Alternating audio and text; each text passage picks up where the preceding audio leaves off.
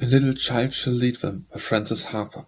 Only a little scarp of blue, preserved with loving care, but earth has not a brilliant hue to me more bright and fair. Strong drink, like a raging demon, laid on my heart his hand, when my darling joined with others, the loyal legion band. The mystic angels called away my loved and precious child, and over life's dark and stormy waves swept waves of anguish wild. This badge of a loyal legion we placed upon her breast, as she lay in her little coffin, taking her last sweet rest.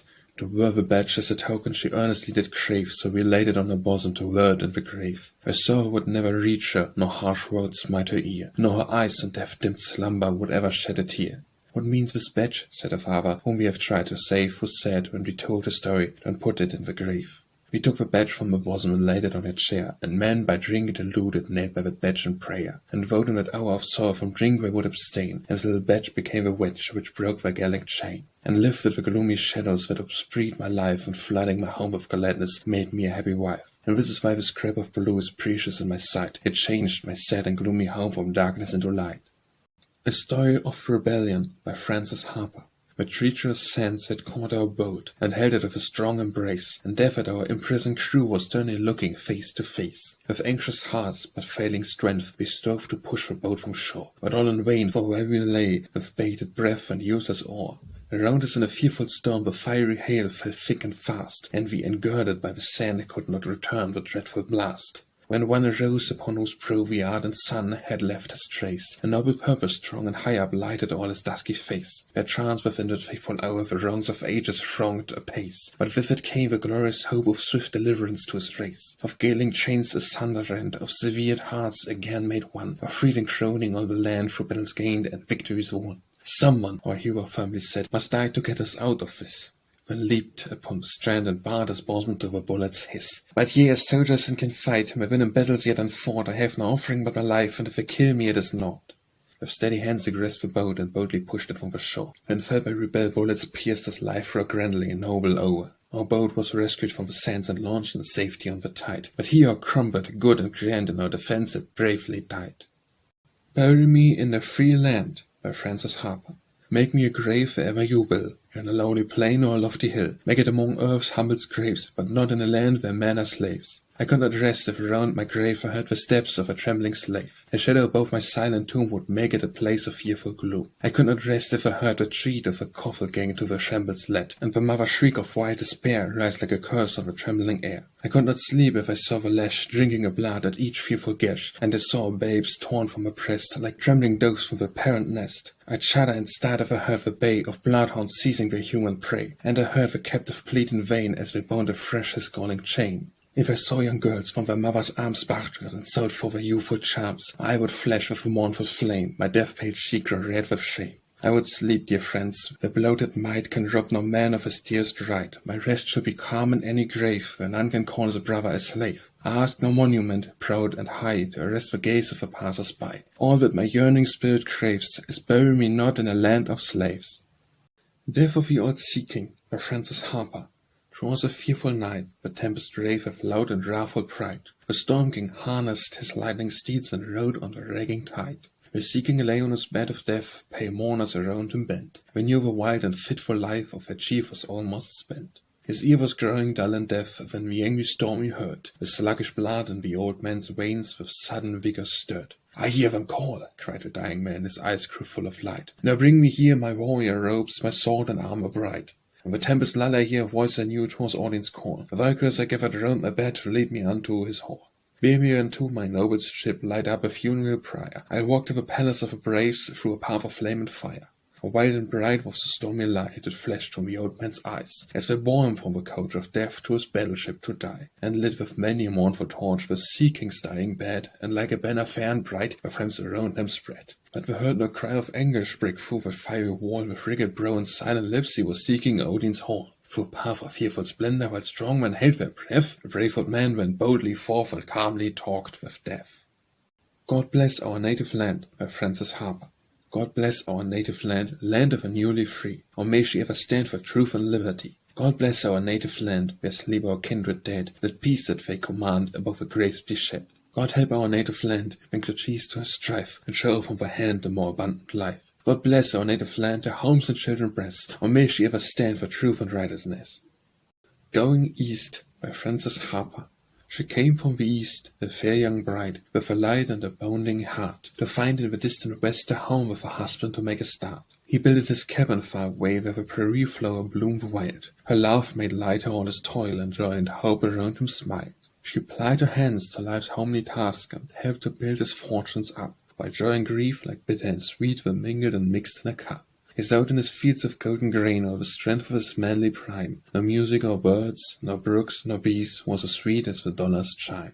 She toiled and waited for very years for the fortune that came at length. By toil and care and hope deferred had stolen and wasted her strength. The cabin changed to a stately home, where its carpets were hushed her treat. But light was fading from her eye, and the bloom from her cheek had fled. Slower and heavier grew his step, while his gold and his gains increased, but his proud domain had not the charm of a humble home in the East. Within her eye was a restless light, and a yearning that never ceased, a longing to see the dear old home she had left in the distant East, a longing to clasp her mother's hand and nestle close to her heart, and to feel the heavy cares of life like the sun-kissed shadows depart. Her husband was adding field to field, and new wealth to his golden store, and little thought the shadow of death was entering in at his door. He had no line to sound the depths of her tears repressed and unshed, nor dreamed that plenty human heart could be starving, but not for bread. The hungry heart was stilled at last, its restless, baffled yearning ceased. A lonely man sat by a brae of a corpse that was going east.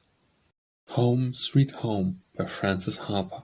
It shall be a royal mansion, a fair and beautiful thing. It will be the presence chamber of our Saviour, Lord and King. The house shall be bound with pinions, the mansions of rest above. At grace shall fork all the fetters with the links and cords of love. Thou shalt be free in this mansion from sorrow and pain of heart, for the peace of God shall enter and never again depart. Share of a common country, they had met in deadly strife. Men who should have been as brothers madly sought each other's life. In the silence of even when the cannon's lips were dumb, thoughts of home and all its loved ones to the soldier's heart would come. And the margin of a river, mid the evening's dews and damps, could be heard the sounds of music rising from two hostile camps. One was singing of its section down in Dykes' land, and the other of a banner waved so long from strand to strand. In the land where Dykes' ensign floated over hopeful slave, rose the song that freedom's banner stereo-lighted long might wave. Over fields of strife and carnage gentle thoughts began to roam, and a tender strain of music rose with words of home, sweet home. And the hearts of strong men melted, for amid our grief and sin still remains the touch of nature telling us we are all our kin. In one grand but gentle chorus floating to the starry dawn came the words that brought them near, words that told of home, sweet home. For violent strife forgotten, they were only brothers when, joining in the sweet old chorus, not as soldiers, but as men. Men whose hearts had flown together, though apart their feet might roam, found a tie they could not sever in the memory of each home. Never may the steps of carnage shake our land from shore to shore, but may Mother, home and heaven, be our watchwords evermore. Jamie's Puzzle by Frances Harper. There was grief within our household because of the vacant air. Our mothers, loved and precious, no longer was sitting there. Our hearts grew heavy with sorrow, our eyes with tears were blind, and little Jamie was wondering why we were left behind. We had told our little darling of a land of love and light, of a saints all crowned with glory and enrobed in spotless white. We said that our precious mother had gone to that land so fair, to dwell with beautiful angels and to be forever there. But the child was sorely puzzled why dear grandmamma should go to dwell in a stranger city where the children loved her so. But again the mystic angel came with swift and silent treat, and our sister Jamie's mother was enrolled among the dead. To us the mystery deepened, to Jamie it seemed more clear. Grandma, he said, must be lonesome, and Mamma has gone to her. But a question lies unanswered in our little Jamie's mind. Why she should go to her mother and leave her children behind? To dwell in that lovely city, from all that was dear to part, from children who loved to nestle so closely around her heart. Dear child, like you we are puzzled, with problems that still remain, but think and regret hereafter, their meaning will all be plain. Let the Light Enter by Frances Harper. Light, more light. The shadows deepen and my life is ebbing low. Throw the windows widely open, light, more light, before I go. Softly let the balmy sunshine play round my dying bed. The dimly lighted valley I with lonely feet must tread. Light, more light, for death is waving shadows around my warning sight, and I fain would gaze upon them through a stream of earthly light. Not for greater gifts of genius, not for thoughts more grandly bright. All the dying poet whispers is a prayer for light, more light. Heed he not the gathered laurels fading slowly from his sight, all the poet's aspirations center-handed prayer for light. Gracious Saviour, when life's daydreams melt and vanish from the sight, may our dim and longing vision be blessed of light, more light. Mother's Treasures by Frances Harper.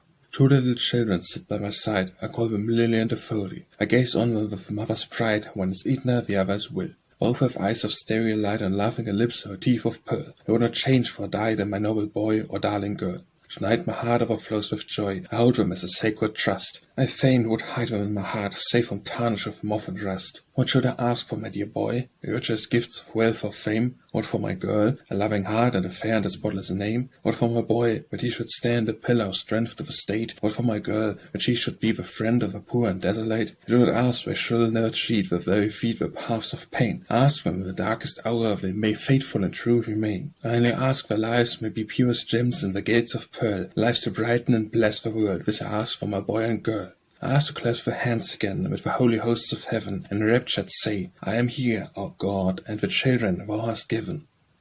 Only a Word by Francis Harper. Till our world, so sad and weary, finds the balmy rest of peace. Peace to silence all our discords, peace till war and crime shall cease. Peace to fall like gentle showers, or on parched flowers dew, till our hearts proclaim with gladness, Lo, he maketh all things new. Our Hero by Francis Harper. Onward to our destination o'er the stream the Hannah sped, when a cry of consternation smote and chilled our hearts with dread. Wildly leaping, madly sweeping, all relentless in their sway, like a band of cruel demons, flames were closing around our way. Ah, the horror of those moments, flames above and waves below, are the agony of ages crowded in one hour of woe. Fainter grew our hearts with anguish in that hour of peril rife, when we saw the pilot flying, terror-stricken for his life. When the man approached before us, we had once despised his ways, but we saw a lovely purpose lighting up his darkened face. The flames were madly roaring with a courage grand and high, forth he rushed unto our rescue, strong to suffer, brave to die. Helplessly the boat was drifting, death was staring in each face. In a grasp of fallen rudder took the pilot's vacant place. Could he save us? Would he save us? All his hope of life give o'er? Could he hold that fatal vessel till she reached the near shore? All our hopes and fears were centered round his strong unfaltering hand. If he failed us, we must perish just in sight of land. Breathlessly we watched and waited while the flames were raging fast, and our anguish changed to rapture. We were saved, yes, saved at last. Never strains of sweetest music brought to us more welcome sound than the grating of its steamer when her keel had touched the ground. But our faithful martyr hero through fiery pathway trod, till he laid his valiant spirit on the bosom of his God. Flame has never crowned a hero in the crimson fields of strife, grander and nobler than that pilot yielding up for us his life. Renewal of Strength by Francis Harper. The prison house in which I live is falling to decay, but God renews my spirit's strength within these walls of clay. For me a dimness slowly creeps around earth's fairest light, but heaven grows clear to my view and fair to my light. It may be earth's sweet harmonies are duller to my ear, but music from my father's house begins to float more near. When the pillars of my house crumble and fall away, Lord God's dear love within my soul renews it day by day. Save the Boys by Francis Harper. Like dives in the deeps of hell, I cannot break this fearful spell, nor quench the fires I've madly nursed, nor cool this dreadful raging thirst. Take back your pledge, ye come too late. Ye cannot save me from my fate, nor bring me back departed joys, but ye can try to save the boys. Ye bid me break my fiery chain, arise and be a man again, when every street with snares are spread and nets of sin wherever I tread. Now I must reap as I did sow. The seeds of sin bring crops of woe, but with my latest breath I crave that ye will try the boys to save. These bloodshot eyes were once so bright, this sin-crushed heart was glad and light. But by the wine-cup's ruddy glow I traced a path to shame and woe. A captive to my galling chain, I've tried to rise but tried in vain. The cup allures and then destroys, I from its thraldom save the boys. Take from your streets those traps of hell into whose gilded snares I fell. O freemen, from these foul decays arise and vow to save the boys. O ye who license men to trade, and draw the charm and then degrade, before ye hear the cry too late, I will save the boys from my sad fate. Songs for the People by Francis Harper. Let me make the songs for the people, songs for the old and young, songs to stir like a battle cry wherever they are sung. Not for the clashing of sabres, for carnage nor for strife, but songs to thrill the hearts of men with more abundant life. Let me make the songs for the weary, amid life's fever and fret, till heart shall relax their tension, and careworn brows forget. Let me sing for little children before their footsteps stray, sweet anthems of love and duty to float our life's highway. I would sing for the poor and aged, when shadows dim their sight of the bright and restful mansions where there shall be no night. Our world, so worn and weary, needs music pure and strong, to hush the jangle and discords of sorrow, pain, and wrong. Music to soothe all that sorrow till war and crime shall cease, and the hearts of men grown tender girdle the world with peace. Thank God for Little Children by Francis Harper. Thank God for little children, bright flowers by earth's wayside, the dancing joyous lifeboats upon life's stormy tide. Thank God for little children. When our skies are cold and grey, we come as sunshine to our hearts, and charm our cares away. I almost think the angels who tend life's garden fair drop down with sweet wild blossoms that bloom around us here. It seems the breath of heaven round many a cradle lies, and every little baby brings a message from the skies. Dear mothers, guard these jewels as sacred offerings meet, a wealth of household treasures to lay at Jesus' feet. The Building by Francis Harper. Build me a house, said the master, but not on the shifting sand, mid the wreck and roar of tempest, a house that will firmly stand. I will bring thee windows of glass and gates of carbuncles bright, and thy fairest courts and portals shall be filled with love and light. Thou shalt build with fadeless rubies old-fashioned around the throne, a house that shall last forever with Christ as the cornerstone. The Burdens of All by Francis Harper. We may sigh over the heavy burdens of the black, the brown and white, but if we all clasped hands together, the burdens would be more light. How to solve life's saddest problems, its weariness, want and woe, was answering by one who suffered in Palestine long ago. He gave from his heart this precept to ease the burdens of men. As ye would that others do to you, do ye even so to them. Life's heavy, wearisome burdens will change to a gracious trust, when man shall learn in the light of God to be merciful and just. Where war has sharpened his weapons, and slavery masterful hand, let white and black and brown unite to build the kingdom of God, and never attempt in madness to build a kingdom or state through greed of gold or lust of power or the crumbling stones of hate. The burdens will always be heavy, with sunshine fading to night, till mercy and justice shall cement the black, the brown, and the white, and earth shall answer with gladness the herald angel's refrain, when peace on earth, goodwill to man, was the burden of his train. The sparrows fall by Francis Harper.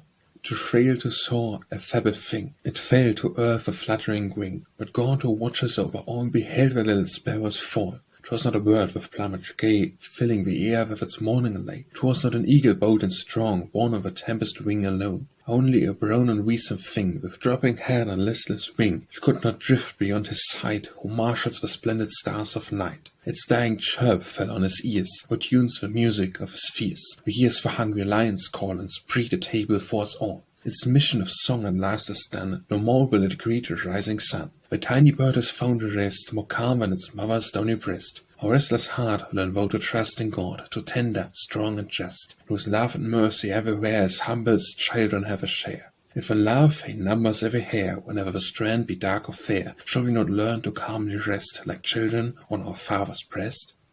Truth by Francis Harper. A rock for ages stern and high stood frowning gainst the earth and sky, and never bowed his haughty crest when angry storms around him pressed. Morn, springing from the arms of night, had often bathed his brow with light, and kissed the shadows from his face with tender laugh and gentle grace. Day, pausing at the gates of rest, smiled on him from the distant west, and from a throne the dark-browed night threw round his path the softest light. And yet he stood unmoved and proud, nor laugh nor wrath the spirit bowed. He bared his brow to every blast and scorned the tempest as it passed. One day a tiny, humble seed, the keenest eye would hardly heed, fell trembling at the stern rock's base, and found a lowly hiding place. A ray of light, a drop of dew, came with a message kind and true. It told her of a world so bright, its love, its joy and rosy light, and lured her from her hiding place to gaze upon its glorious face. So peeping timid from the ground, she clasped the ancient rock around, and climbing up with childish grace, she held with close embrace. Her clinging was a thing of dread, ere she touched the vicious spread, and he would breasted many a storm, stood frowning there, a mangled form. A truth, dropped in a silent earth, may seem a thing of little worth, till speeding around some mighty wrong, it sets its pillars proud and strong, and over the fallen ruin weaves the brightest blooms and fairiest leaves.